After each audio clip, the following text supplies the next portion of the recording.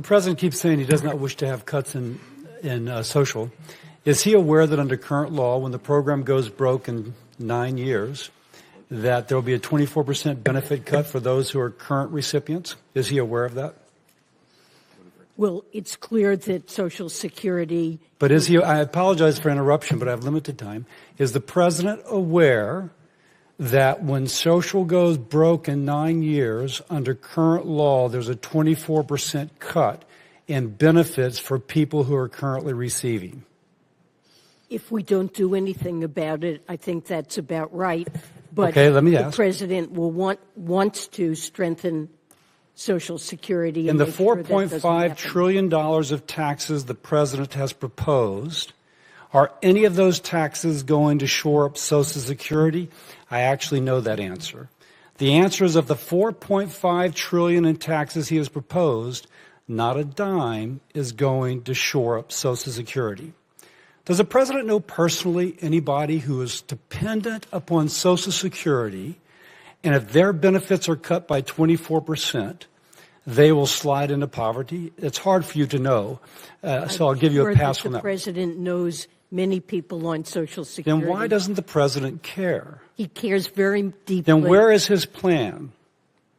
He stands ready to work with Congress. That's a lie, because when a bipartisan group of senators has repeatedly requested to meet with him about social, so that somebody who is a current beneficiary will not see her benefits cut by 24%, we have not heard anything on our request.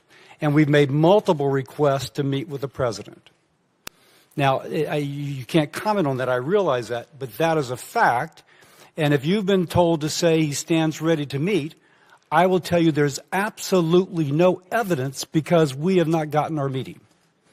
Well, I believe the president does stand ready to work with Congress empirically, that is not to address true. this issue. Now, the president in the past has proposed increasing taxes on those making over $400,000 to pay for it. Although he's not made that formally, he has said that in the past.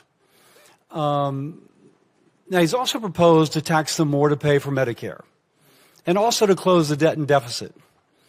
So what would the rates have to be on that 2% of Americans who earn over $400K in order to do Medicare, the debt and deficit, and also to address our 75-year shortfall in Social Security? Do you have any sense of what the rates would have to be? Well, he has proposed explicit increases in tax rates on very high income. But do you think it's realistic that he can pay for Medicare, debt and deficit, and also address a 75% shortfall in social, a 75-year shortfall in social, by only taxing, the only thing he's going to do is to lay higher taxes on those who make more than 2%? I'm sure there's a projection of how much those rates would have to be. Can you tell us what those rates would have to be to do everything he is saying? I can't tell you that, but I do know that he's put on the table many proposals that would raise very substantial revenues. But of that $4.5 trillion, not a dime is going to social. And if you cannot tell me, I presume that they've not actually modeled what those rates would have to be, which tells me that he's actually not been developing his plan.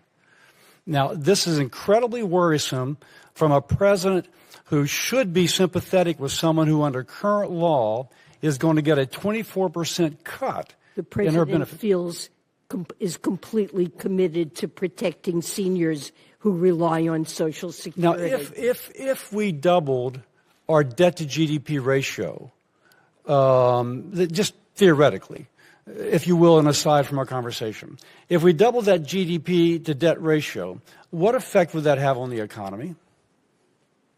So right now, and in the president's budget proposal, I want to ask you just the theoretical independently of the budget proposal. If we were to double the debt to GDP ratio? Yes. I don't see why we would need But to if we did, just you're an economist, if we did, what would be the effect upon the economy? Well, it would tend to raise net interest costs. Would it be a negative effect on the economy? Of course it would be. Of course, yes. Yeah, of course it would be. We've actually modeled this For the president to do nothing, let's assume that we cast aside current law and we just double the national debt, and that's what it would do. It would have a devastating effect upon the economy. CBO says they cannot model the deleterious effects that would occur because of that. So we have a situation where the president has not proposed a single plan. He has turned down multiple requests for meetings with senators, and our options are a 24% cut on a person currently receiving, doubling our national debt, which CBO says cannot be modeled, and you agree that would be a deleterious effect. And he's not modeled the tax rates that would be required if he just wants to raise taxes. Look, what I know is that the president is committed to Social Security.